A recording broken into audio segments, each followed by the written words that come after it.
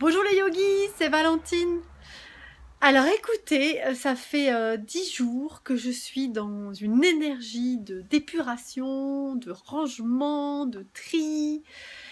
Et je sais pas pourquoi, mais ça m'est venu après une maladie. J'ai été malade, bon rien de grave, hein, mais j'ai été 2 fois malade en 3 semaines là. Et à chaque fois j'ai eu des prises de conscience énormes.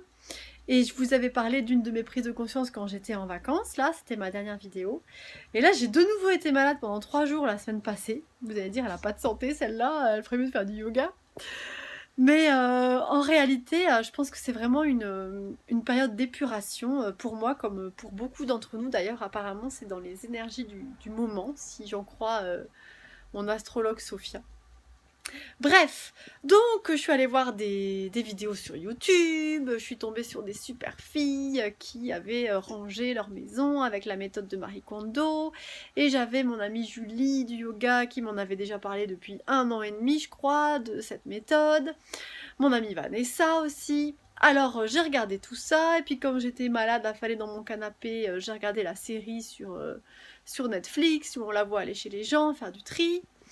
Et moi, comme vous savez, bon ben, je suis toujours en travaux dans ma maison, mais quand même là, ça avance, on tient un peu le bon bout. Donc après, de toute façon, je vous ferai une petite vidéo quand tout sera fini, parce qu'en fait, j'ai même jamais rien montré. J'ai toujours parlé de mes travaux. Il y en a qui me disent ah mais on voit rien et tout, on a envie de voir.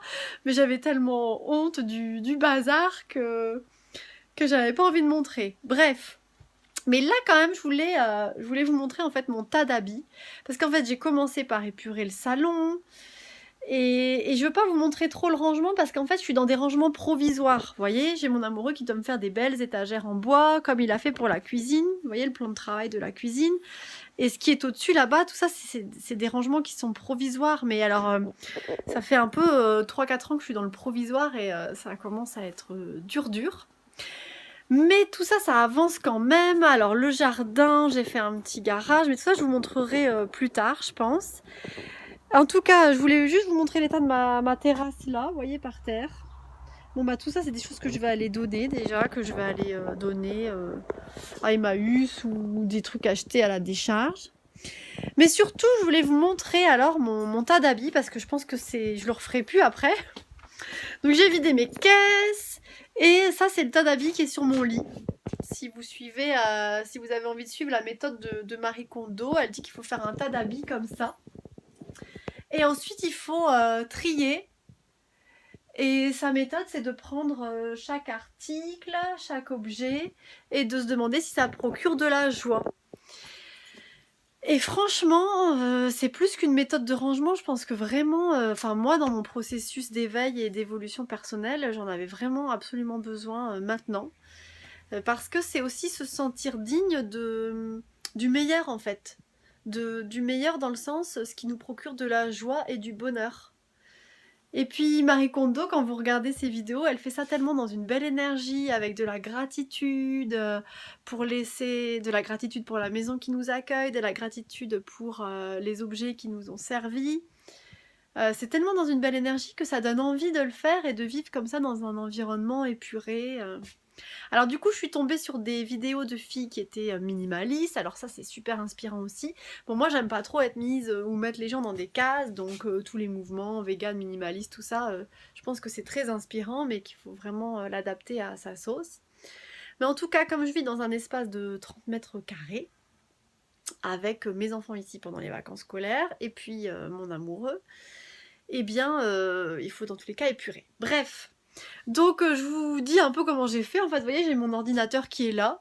Et puis moi, j'aime bien m'inspirer de plein de gens. Donc je mets des vidéos comme ça en boucle, comment plier les serviettes, comment... J'ai trouvé des super méthodes pour plier les serviettes. Alors regardez, les serviettes, elles sont là-bas, pliées en rond. Et j'ai trouvé une super méthode, c'était le blog, la chaîne YouTube de Maman Happy, je crois. Elle est super et elle a expliqué comment plier les serviettes. Alors j'ai fait sa méthode, donc les serviettes sont roulées, mais en fait elles tiennent toutes seules. Elles se déroulent pas, vous voyez, quand vous les faites. Bon bref, alors moi je vais faire mon tri. Et puis après je vous montrerai comment j'ai rangé tout ça dans des placards que j'ai fabriqués moi-même en dessous du lit. Vous voyez. et dans des boîtes, donc avec le pliage de Marie Kondo. Et j'ai quand même une penderie ici, avant j'avais tout ça dans la penderie. Et je dois préciser quand même que j'ai énormément déménagé ces dernières années, donc à chaque fois j'ai fait plein de tri. Et je précise que je vais quasiment jamais dans les magasins, je n'y vais que quand j'ai ma fille qui veut y aller, ou quand j'ai une copine qui est là et qu'on veut se faire un peu plaisir, mais je sais même pas comment j'arrive à avoir autant d'habits alors que je fais jamais de shopping quasiment.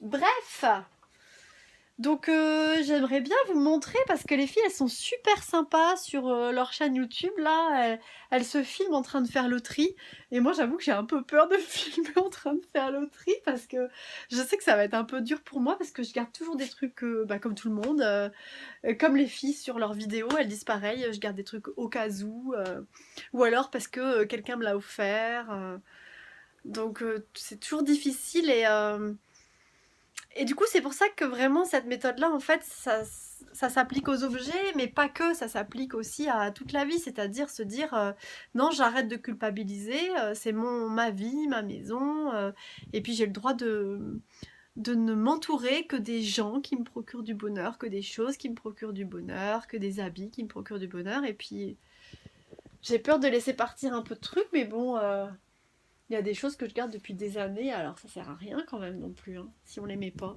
Je sais pas. Alors peut-être je vais me filmer puis je verrai bien, j'inclurai ça ou pas, ou alors je vous montrerai une autre vidéo, le après. Voyez? Allez, c'est parti. Et en fait, tout ça pour vous dire, je voulais vous partager ça parce que vraiment, ça fait 10 jours que même des fois, là, j'ai envie de me lever la nuit pour aller faire du tri, tellement ça me fait du bien de trier et de désencombrer ma maison. Donc je pense que ça parlera à beaucoup d'entre vous. Il y en a déjà plein qui connaissent cette méthode, hein. J'ai rien inventé et puis j'amène aucune information nouvelle. Vous pouvez aller voir tous les blogs des filles, là, c'est super, elles font le tour de leur maison. Et moi j'aurais jamais cru non plus montrer ça, mais là j'ai eu envie. Et je me souviens que dans ma newsletter de janvier, mon thème c'était en 2019, soyons légers. Et vous voyez, hein, comme quoi il faut se faire confiance à son ressenti personnel, parce que moi j'avais choisi ce thème-là en janvier, là, soyons légers, les yogis en 2019. Et je pense que c'est vraiment l'année de la légèreté pour moi. Et il faut s'alléger pour être de plus en plus libre, pour permettre à notre vibration de s'élever et puis nous permettre de vibrer à l'unisson de l'univers sans être alourdi comme ça dans la matière, avec des peurs de manquer, avec de la culpabilité, avec un sentiment d'indignité.